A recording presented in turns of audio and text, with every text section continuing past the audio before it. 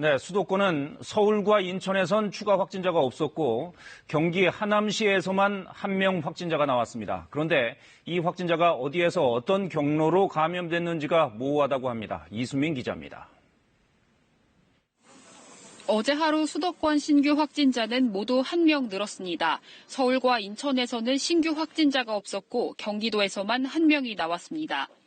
경기 하남시에 사는 52살 남성인데 총선 투표일인 이달 15일 이후부터 증상이 발현된 것으로 조사됐습니다.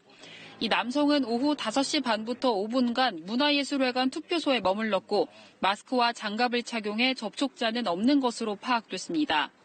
아직 정확한 감염 경로가 파악되지 않아 방역당국이 조사 중입니다. 완치 판정을 받고 퇴원했다 다시 확진되는 사례도 계속 확인되고 있습니다. 인천시 남동구에서는 구로 콜센터 건물에서 일하다 확진 판정을 받은 28살 남성이 지난 5일 퇴원 후 다시 양성 판정을 받았습니다. 이런 가운데 집단 감염이 발생했던 의정부 성모병원이 이달 27일부터 외래를 확대해 초진 환자도 진료합니다. 이와 함께 응급실 기능도 일부 정상화하기로 했습니다.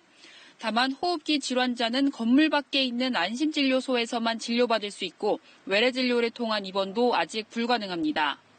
응급실을 통해서만 입원할 수 있으며 이 경우에도 코로나19 진단검사에서 음성이 확인돼야 합니다.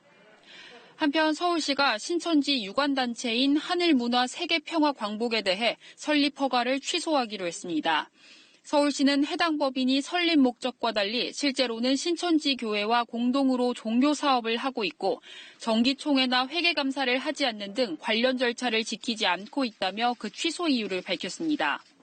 이와 함께 서울시는 코로나19로 어려움을 겪고 있는 자영업자와 소상공인에게 이른바 생존자금을 지원합니다.